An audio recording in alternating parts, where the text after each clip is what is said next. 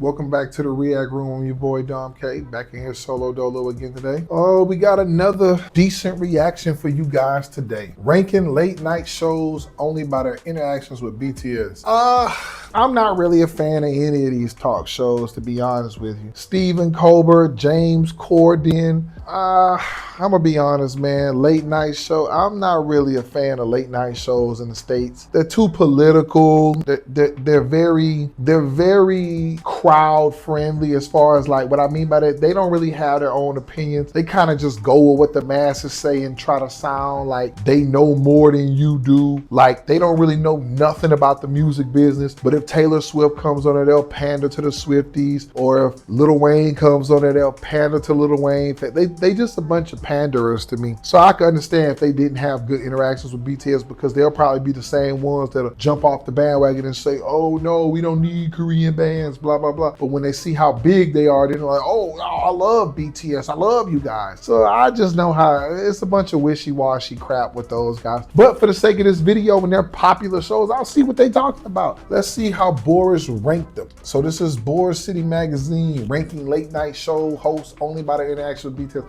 I'm sure some of these hosts made them feel uncomfortable. I'm sure because some of these guys are idiots, but I'm not going to judge too much. Let's check it out. I'm not a late show host person, but I am definitely a BTS person. So I thought it could be fun to judge these late night show hosts only by their interactions with BTS. I don't really know much about them outside of these interactions, so this won't be a fair ranking. This is just for fun. Explain what hooked up means, come on. Not a late night show host, but I want to put Ellen as an honorable mention for last place because she made weird questions and prioritized her jokes instead of making BTS comfortable. The guys didn't go back to her show for a reason, and that's all I'm going to say. BTS is very, very popular, and we want to have some fun with that. And the actual last place is Jimmy Kimmel. When BTS went to his show in 2017, there wasn't any direct interaction. They only had a mini concert outside the studio. Now, I don't really know Jimmy Kimmel, but judging him only by his interactions with BTS, I can say I don't like him. First, I didn't love that prank he made where he had the mothers of fans meet BTS. It could have been a harmless prank, but Jimmy kept asking if they were jealous of their mothers. Wait till you find out how mad the daughters were. If they smelled them to see if they smell like BTS. And are you smelling her to see if they rubbed any BTS? And kept mentioning how unlucky their daughters are compared to their mothers. You're almost as lucky as your daughter is unlucky for not meeting them. When he put them in that situation in the first place. And of course, the dumb jokes. First, he joked about ARMY being so excited that they will kill BTS if they go outside. We were going to send the band outside to the audience, but at least 100 people would be killed if we did that, so. Then he makes fun of their name by saying it sounds like BTO. When I was a kid, we had BTO. It was a different thing. And the disease, IBS. And it's nothing like IBS, right? It's a medical condition. And then in 2021, he made a whole joke about how boy bands in general were like the coronavirus that mutates with time, and that BTS was the last and worst mutation. And it popped up all over the world until eventually we get to one that's so contagious it destroys all life on Earth. So weird. And I feel like the guys maybe were uncomfortable since 2017 because they didn't go back to the show ever since. Leopard Boy Scout in Korea. Oh, that's what that is. Yeah. I'm no wiser. Number 5 is Graham Norton from the UK. BTS said that their experience there wasn't the best because Jungkook couldn't dance because of an injury in his foot. Stitches in my hair. Stitches? And Jimmy couldn't be there at all because he was sick. Got seized up before the rehearsal, So they were down to 5. However, this is not Graham Norton's fault. He was actually not that bad. But he's number 5 because I didn't see much effort to connect with the members. You can't beat Jimin today. He's got English.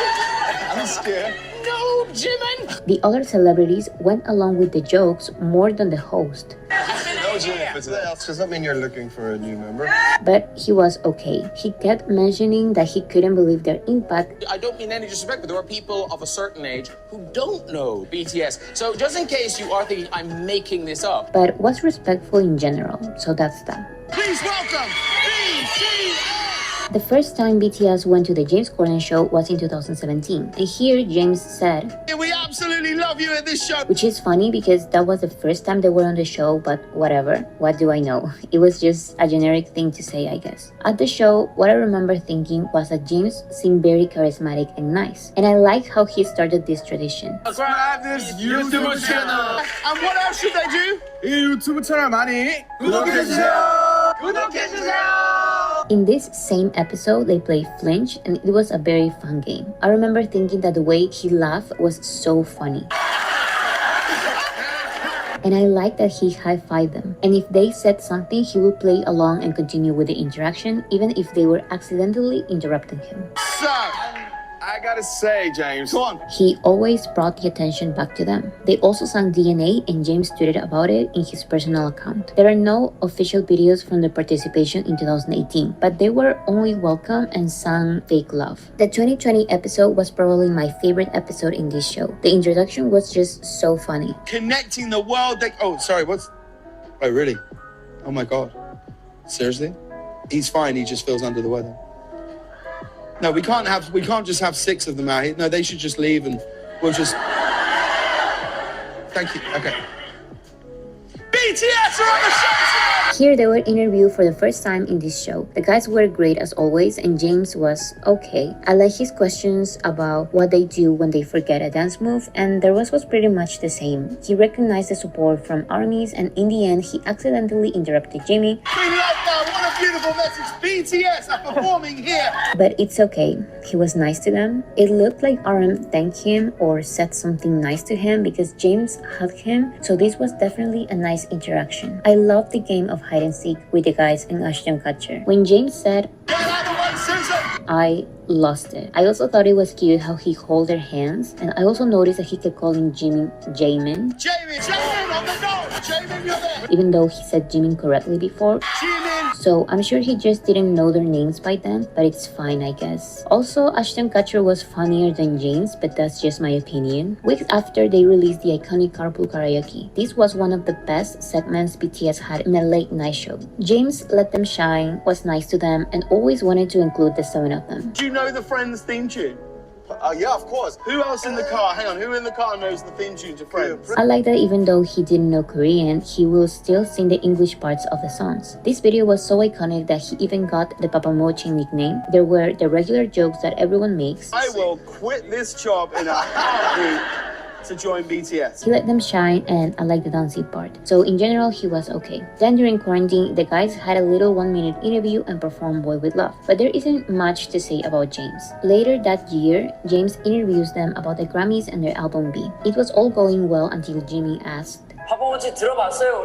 and he said, Are you kidding? I've had Dynamite on repeat in my car. Jimmy noticed that he actually didn't. So he said, when you listen, you will know that the album is about the pandemic. But anyways, the last interaction was cute, but only because it's Jimin. Then they perform Life Goes On and Dynamite from Korea. Before 2021, everything seemed okay in general. In my opinion, his praises and comments for BTS seemed a little basic and superficial. However, in 2021, he made that dumb joke about BTS speech and performance in the UN Assembly. What he said specifically was that world leaders had no choice but to take BTS seriously, and that it was a historic moment because 15-year-olds were wishing to be there, meaning that armies are all 15-year-old girls. Now, what some people don't understand is that we are actually extremely used to these kind of comments and jokes. When this happens, we usually say how boring and repetitive these jokes are and move on. But it was not like that with James Corden for a reason, and it's because he was one of the few who actually treated the guys nicely. He kept repeating how he loves them, and he kept inviting them to his show. People excuse this joke by saying that a lot of people write these jokes, not only him. But I personally don't care. It's not about the joke. You can think it was harmless. It's about how he, who happily accepted the crown for the nicest army late show host, ruined this nice relationship with us because of this dumb joke. And maybe if he apologized, things wouldn't have gotten worse, but of course he didn't. A couple of months later, James interviewed them, and even though he tried to avoid it, RM ignored his initial basic question and called him out. And I just got to say, the panic in James' eyes is just exquisite. His voice trembles and his answer is just so bad. He doesn't apologize, he just laughs about it. Such a relief to get away. He, of course, makes it even worse by playing the victim, Someone's just told me that they hope I die today. which is ridiculous because number one, this is the internet and everyone receives those comments by trolls. And number two, he doesn't address the real reason why armies are upset. He just keeps joking about it. RM accepted his non-apology to clear the air, even though James responds, Appreciate your apology. It wasn't. I also think it's very funny how he asks, Am I still Papa Mochi? Baby Mochi, am I still puppy? Yeah, you. And nobody answered and he got nervous. The rest of the interview was okay, mainly because of BTS. Later, they performed PTD and there was the weirdest auto-tune I have ever heard in a BTS performance. I don't want to say they did it on purpose, but it was definitely weird, especially when this has never happened in any other BTS performance. In a positive note, weeks later, the concert in the crosswalk was released and I loved it so much. I love how the language barrier was not an opportunity to put BTS in an uncomfortable position. Instead, they made James the butt of the joke by using that running joke about the guys making fun of James in Korean and him not understanding anything. James was funny, BTS was funny, everything is scripted, but still it was a nice interaction. And then the show aired the butter performance. And again, there was something weird with the audio. And if you say I should blame the production and not James, then you are right, but it still doesn't sit right with me, especially when they had weeks to fix it. In general, the guys seemed comfortable with James Corden, which is nice. They forgave him and I always trust BTS first. But personally, after everything that happened, I don't trust or care about James Corden. At least not enough to call him Papa Mochi or whatever he wants to be called.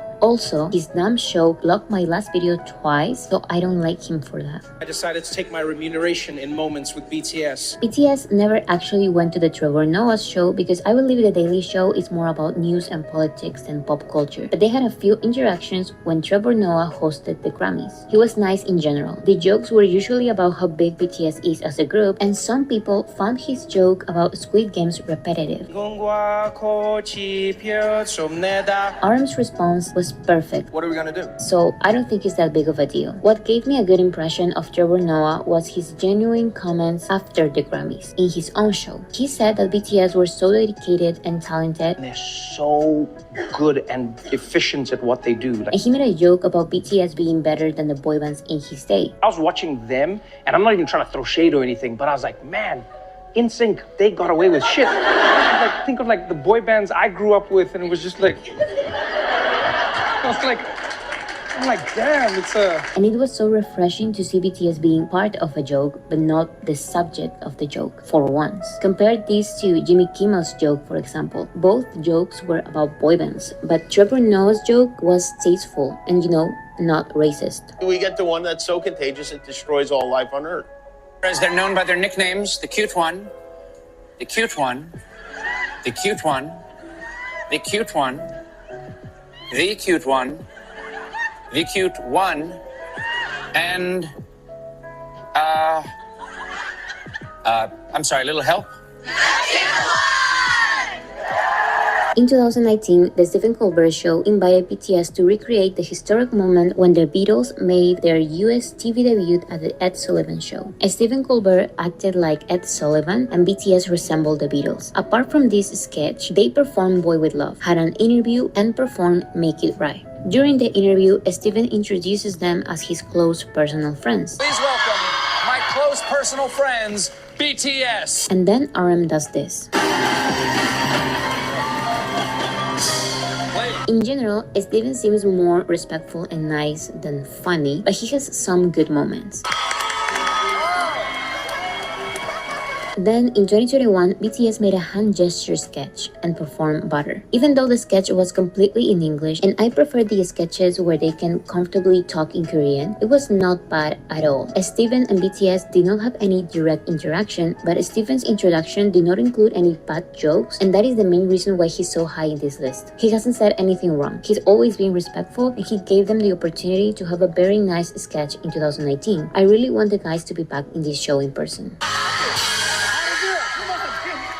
Number 1 is Jimmy Fallon. In 2018, BTS were invited to the Tonight Show starring Jimmy Fallon. Here, they sang Idol and I'm Fine and were interviewed. During the interview, Jimmy was wearing the Jimmy headbands and an army bomb ring and joked about not picking favorites. But still choosing Jimmy. It was funny and cute, and it looked like the guys were very comfortable talking to him. They also had a segment where they danced Fortnite dances, which was one of the smartest decisions in these shows, because it would have been a little difficult for them to have a whole acting sketch in English, so a dancing challenge was easier for them because they are dancers. In 2020, BTS were invited to a special New York episode. First, they were interviewed in the New York City subway. I like that Jimmy's questions here were deeper than in other regular late night shows, and I like that he he always had something to say about their answers. He continued the conversation at all times, even helping them with their answers. And then I thought, what do you think of him? He was amazing. Unlike other interviews, Jimmy seemed genuinely interested and nice. They also had the Subway Olympics where they played a bunch of silly games and we got so many epic moments. Then they went to an iconic restaurant called Kat's Deli where they ate some sandwiches and then served these sandwiches. My favorite part was when the guys couldn't believe the size of the sandwiches and were asking for veggies. But no veggies? No veggies. No, are you kidding me? No. Finally, the boys performed the best performance the show has ever seen. During quarantine, there was the BTS week, where the guys performed the 5 days of the week and were interviewed about performing at the Grammys, Dynamite getting them their first #1, their 7th anniversary, quarantine, their movie Break the Silence, the album B, their New York special, their charity work, their high school experience, and advice for young people pursuing an artistic career. As always, Jimmy seemed genuinely interested and gave meaningful compliments. These guys are working hard. It was so impressive from working with you and seeing you work. You have great work ethic. You really are professional, but you're also very funny. You have a great sense of humor. And please don't ever lose that. They also played the Dance Your Feelings game, and Jimmy definitely matched their energy. Jimmy! You know it's Jimmy! And then they played the Zoom Olympics, and this was my favorite game.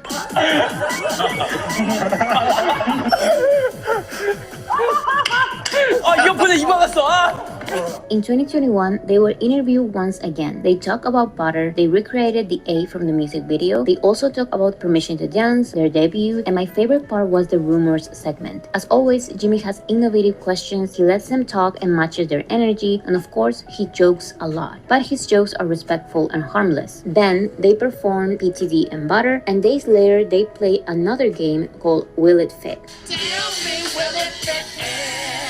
Where's it down? Judging him only by these interactions, Jimmy seems like a charismatic and kind-hearted guy. He puts his guests first and doesn't interrupt them to say dumb jokes. He's the only one who has interviewed them for more than 5 minutes and has asked them more complex questions. I think there's a ton of reasons why BTS always comes back to his show, and the main reason one is because they are comfortable. I don't think Jimmy has ever said any kind of dumb jokes about the guys, and I hope they are back to his show soon.